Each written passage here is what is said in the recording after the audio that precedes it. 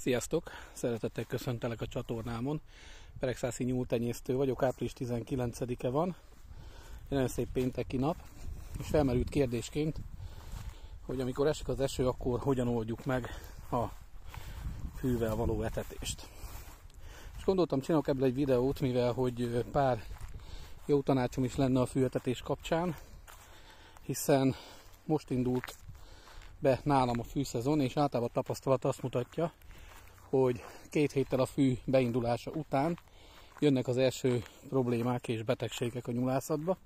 Akkor kezdenek el a kis nyulak lassan, de biztosan elfele hullani. Úgyhogy érdemes etekre odafigyelni. Először is megmutatnám nektek, itt volt most egy elég komoly esőzések az elmúlt 2-3 napban. Így lejöttem a kertbe kaszálni, és azt tapasztaltam, hogy aránylag a föld az elég száraz. Még itt látszik is a repedések, bizonyára ti is látjátok. És éppen ezért ez magába szívta egy az egybe az esőt. Így nyugodtan kaszáltam, picit hagyom a füvet, fonnyasztom, máskor nem szoktam, amikor nagy meleg van, de most igen.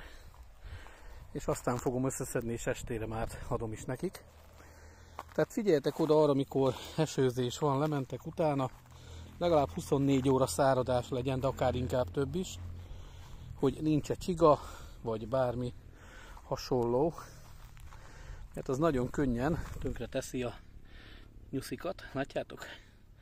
Nagyon könnyen megbetegíti.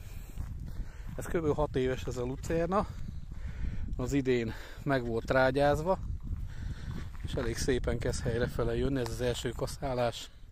Nem azt mondom, hogy nagyon jó, de aránylag elmegy. Itt a szomszéd épp a kecskéit hozta legelni. Nézzétek, milyen szépek. Tehát foglalkozunk itt mindenki mindennel.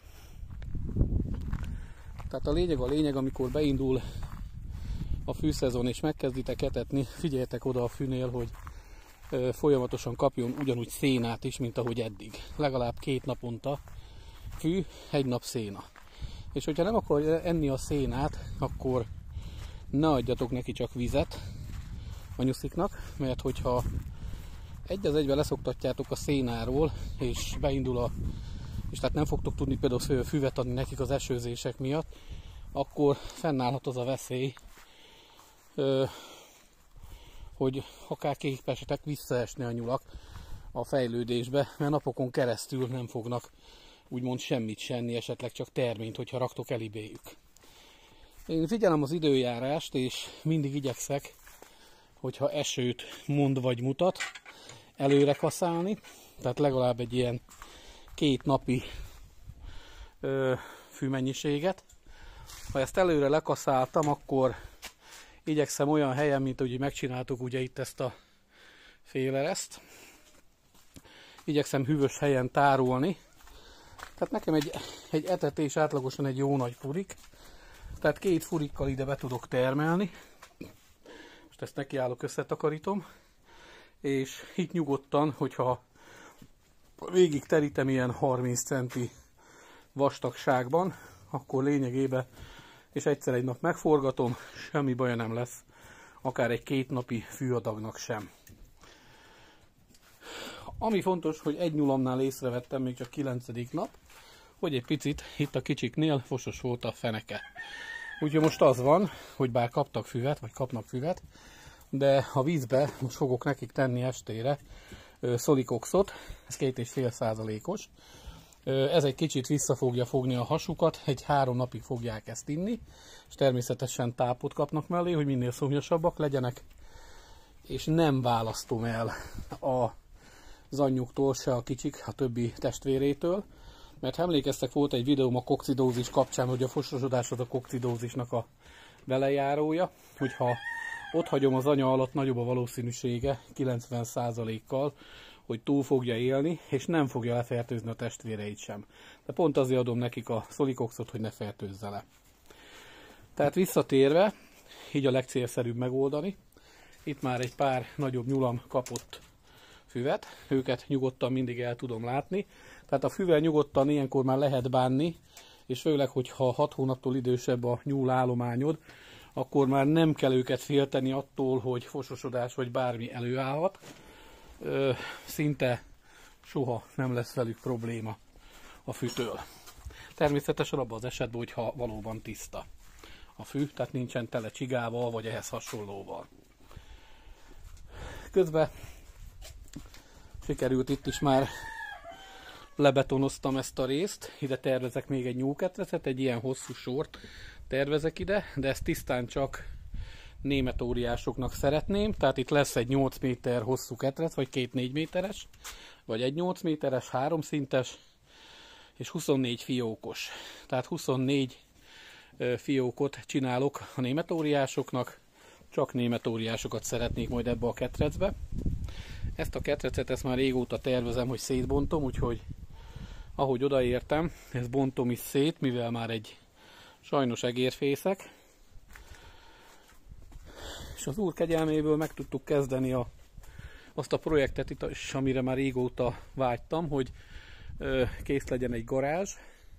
Tehát itt lesz, ebből lesz a garázsrész, illetve fent lesz egy terménytároló, így a padnagyságát figyelembe véve ilyen 150 bál szénát fogok tudni ott tárolni, és szándékosan régi fajta cseréppel, direkt vásároltam, így használtam, fogom lefedni, nem pedig lemezzel, mivel hogy ez nem engedi úgy felforrósodni, tehát sokkal jobb lesz, alatta is jobban fog szellőzni.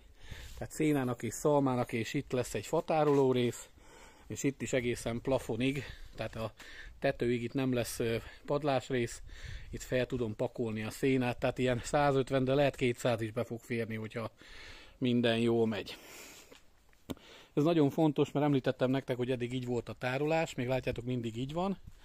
Még mindig van annyi szénám és szalmám, hogy a április van, és ugye júliusban jön a szalma, és körülbelül júliusban jön ugyanúgy majd a második kaszálásból a széna, hogy addig az kitartson. Természetesen, ha marad, az se baj, de én ettől függetlenül, hogy ott a fű a kertbe, fogom adni nekik most is a szénát, most kapnak megint 2 nap füvet, és aztán 1 nap széna termény, és hogyha úgy van, akkor ha nem eszik meg a szénát, akkor újra leállok. Csak vizet kapnak, terményt, és estére megmarad előttük a széna. Tehát nem kapnak füvet. És hogyha azt látom, hogy egyáltalán nem akarnak füvet enni, akkor minden probléma mentesen annyit fog csinálni, hogy nem adok nekik füvet. Tehát ha nem akarnak szénát enni. Még szeretném megmutatni a szembe lévő hegyet is, hogy ilyenkor már milyen szépen kizöldült minden.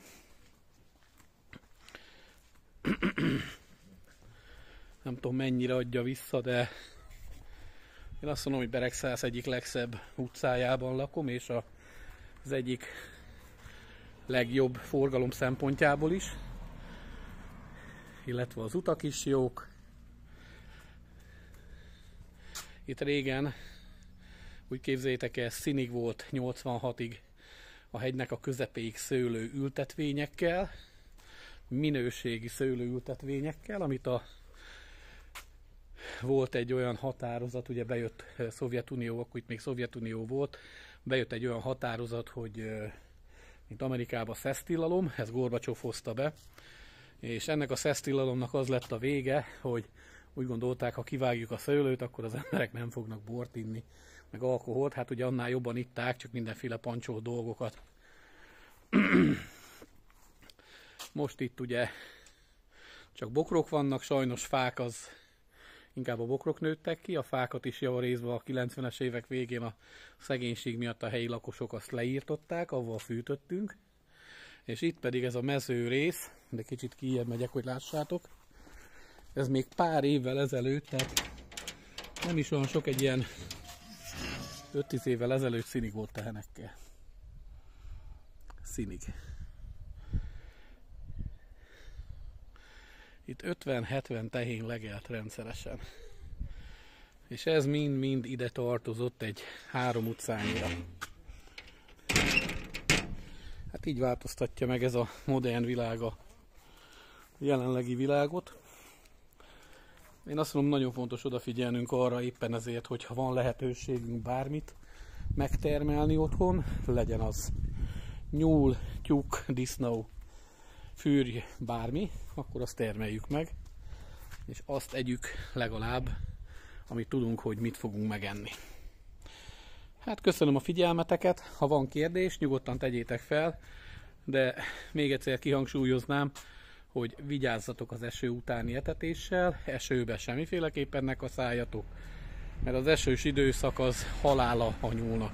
És hogyha nagyon sokáig esik, akkor legalább 3 napot kell várni, hogy maga a fű is normálisan száradjon. Szép napot nektek, sziasztok!